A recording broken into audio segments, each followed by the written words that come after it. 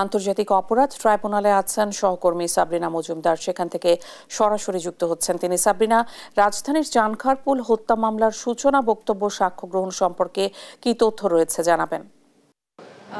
ইশিকা, চানখারপুলের যে শহীদ আনাজ, সেই ঘটনাটি গেল বছরের যে ঘটনাটি, ঘটনাটির যে শহীদ আনাজ যে চিঠিটি লিখে আসলে গিয়েছিল, সেটি কিন্তু আসলে আমাদের সবারই মনে আছে এবং সেই চিঠিটি পড়ে কিন্তু আমাদের দেশ, বিশ্বের জাতি তাদেরকে কিন্তু আমাদের অনেক কাঁদিয়েছিল। আসলে সে কিন্তু 5ই আগস্ট যখন বিজয়ের মিছিল হয় তখন কিন্তু সে আসলে ছাত্র জনতার মাঝে আসলে গিয়েছিল এবং সেখানেই কিন্তু সেই শহীদ আনাজ তো নিহত হয়নি এবং সেই সাথে আরও 5 জন ছাত্র সেখানে নিহত, এবং সেই মামলাটি আসলে চানখারপুল মামলায় আন্তর্জাতিক অপরাধ ট্রাইব্যুনালে অভিযোগ দায়েরের পর আসলে অভিযোগ আমলে নেয় ট্রাইব্যুনাল 1 এবং পরবর্তীতে আসামি পক্ষের শুনানি হয় এবং রাষ্ট্রপক্ষের শুনানি হয়, তদন্ত প্রতিবেদন জমা হয় এবং পরবর্তীতে আজকে হচ্ছে এই মামলার সূচনা বক্তব্য এবং সাক্ষ্য গ্রহণ অনুষ্ঠিত হবে।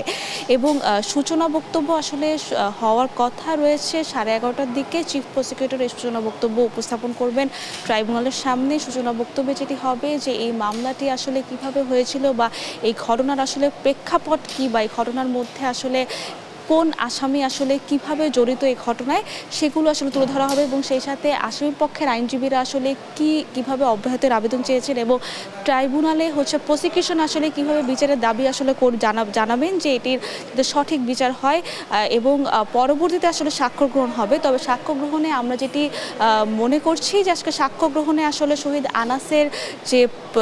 আনাসকে নিহত হতে যদি প্রত্যক্ষদর্শী বা চানখারপুলের ঘটনার সময় যদি এমন কোনো ছাত্র জনতা থাকে যারা সরাসরি আসলে সেইটি দেখেছেন, তারাই আসলে আসবেন। অর্থাৎ জুলাই যোদ্ধারা, যেরকমকি আমরা দেখেছি শেখ হাসিনার মামলায় কিন্তু 3 জন সাক্ষ্য গ্রহণ দিয়েছেন এবং সেখানে তারা 3 জনই কিন্তু আসলে জুলাই যোদ্ধা ছিলেন এবং সেই সাথে আমরা আজকে যেটি মনে করছি যে আজকেও কিন্তু জুলাই যোদ্ধারা আসবে, অর্থাৎ যারা এই চানখারপুল ঘটনায় আসলে আহত হয়েছেন বা চানখারপুলের ঘটনাটি আসলে সচক্ষে দেখেছেন এবং শহীদ আনাসের পরিবারের সদস্যরাও আজকে আসতে পারে।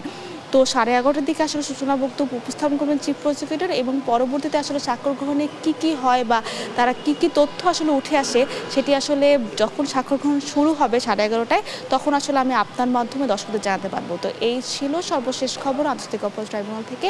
ইশিকা।